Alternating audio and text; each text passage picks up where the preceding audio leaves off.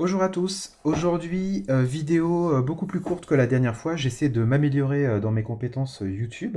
Et depuis quelques semaines, je réfléchissais à l'idée de faire une vidéo sur une application que j'utilise très régulièrement dans ma vie professionnelle, que ça soit effectivement via mon site lorsque je fais des formations auprès des plus jeunes dans les écoles, mais également durant mon activité professionnelle en tant que Cloud Solution Architect chez Microsoft en France. Eh bien, c'est l'outil Zoomit, qui est fourni par Microsoft et qui fait partie d'un ensemble de logiciels que l'on appelle les Sysinternal Suite. D'accord. Alors, historiquement, ça s'appelait aussi Sysinternal Tools. Et pendant un moment, les outils ont été un petit peu abandonnés ou en tout cas délaissés par Microsoft, à tel point effectivement qu'on ne savait pas s'ils allaient continuer d'exister, s'ils allaient être encore développés. Euh, et historiquement, en fait, ça avait été développé par quelqu'un qui s'appelle Marc-Eugène Rusinovic. Alors j'espère que je prononce bien son nom et j'espère qu'il m'en voudra pas si c'est pas le cas, parce qu'effectivement aujourd'hui cette personne, un peu avant les années 2006, elle avait créé sa propre société dans laquelle elle développait notamment ses outils qui permettaient de débugger et de troubleshooter tout un tas de mauvais comportements ou de mauvais fonctionnements au sein de votre ordinateur Windows. D'accord. Et dans les années 2006, la société a été acquise, a été rachetée du coup par Microsoft.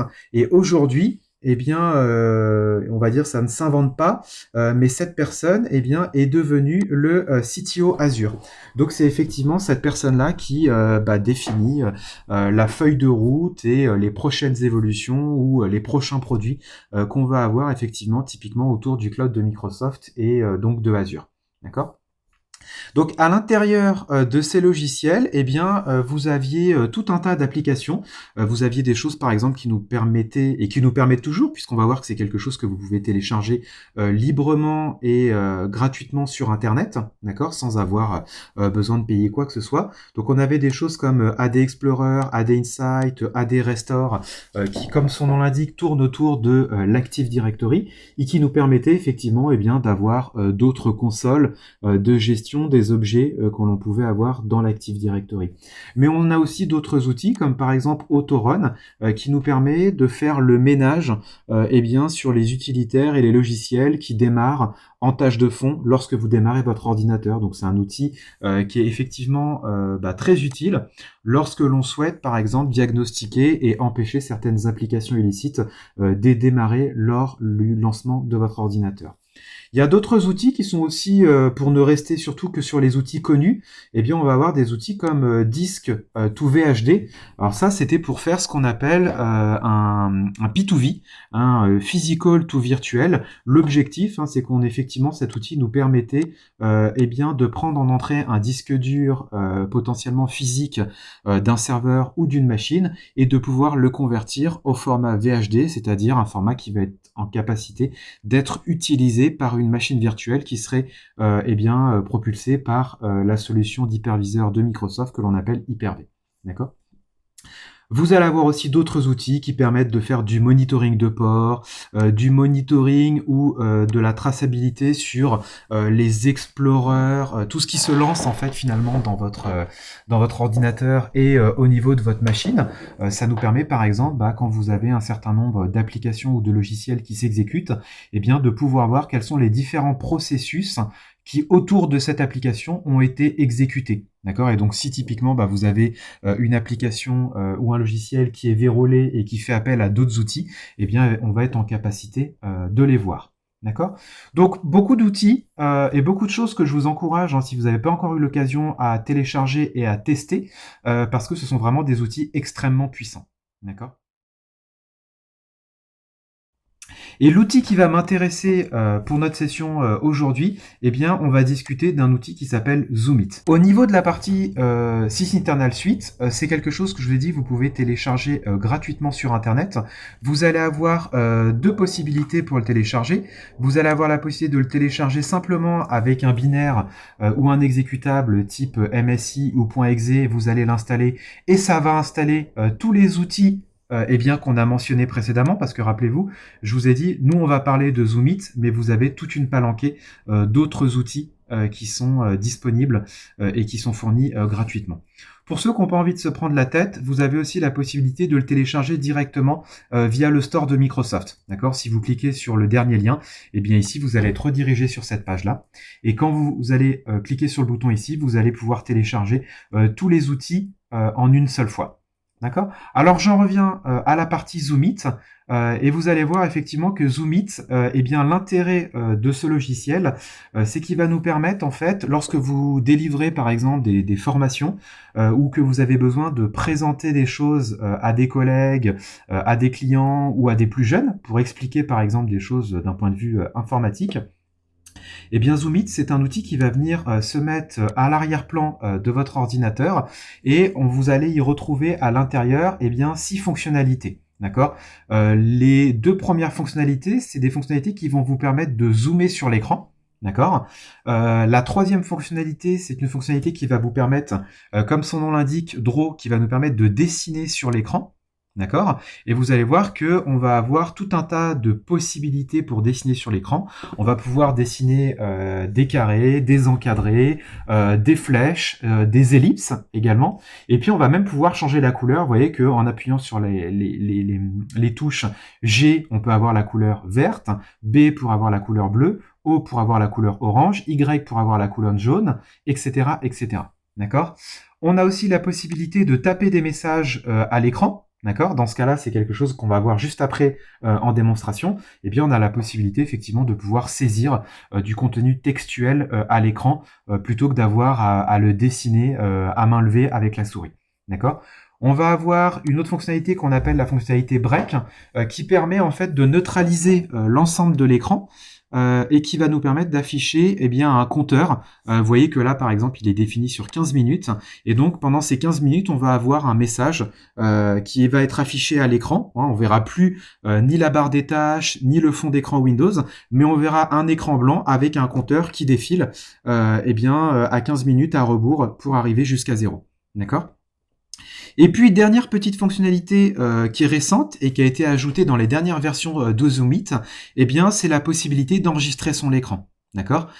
Et donc là, effectivement, si je fais la touche CTRL plus parenthèse, donc dans mon clavier AZERTY, ça serait CTRL plus la touche 5 tout en haut, eh bien, ça va me permettre tout simplement d'enregistrer mon écran et d'en faire effectivement une vidéo. D'accord ? Donc ça peut être effectivement très pratique lorsqu'on est effectivement dans un mode de démonstration et qu'on essaie de présenter des choses à d'autres personnes. Alors, je vais maintenant retourner, donc l'application elle fonctionne de manière permanente dans la barre des tâches, et on va prendre typiquement un graphique. On va prendre un graphique qui va me permettre de vous montrer en fait ce qu'on peut faire typiquement. Donc là, imaginons que voilà, je souhaite effectivement présenter le principe de l'hybridation entre une architecture on-premises et une architecture cloud avec des souscriptions dans Azure. Eh bien, vous voyez que je vais avoir plusieurs possibilités. Déjà, si j'appuie effectivement sur la touche CTRL 1, eh ben, je vais avoir la possibilité de zoomer en fait sur eh bien, mon écran, et vous voyez que en fonction si je bouge ma souris, eh bien, je garde cet aspect zoomé sur mon schéma. D'accord ? Donc ça, c'est plutôt intéressant. Et ça peut nous permettre, par exemple, quand vous êtes dans des sessions en plénière ou que vous faites effectivement des conférences à un certain nombre de personnes, eh bien, ça peut vous permettre de zoomer sur une portion bien précise de votre écran.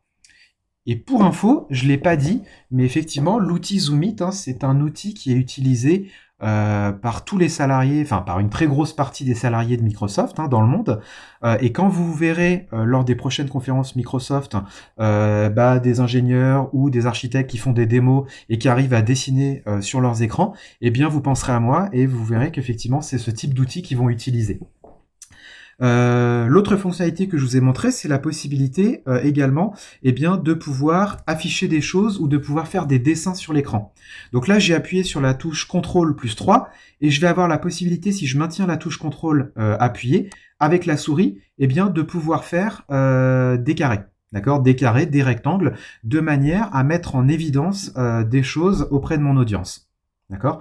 Si maintenant je maintiens appuyé la touche CTRL plus majuscule, je vais avoir la possibilité de pouvoir faire également des flèches pour potentiellement attirer l'attention et dire regardez, ce que je suis en train de vous expliquer, ça concerne la partie Azure Active Directory. D'accord ?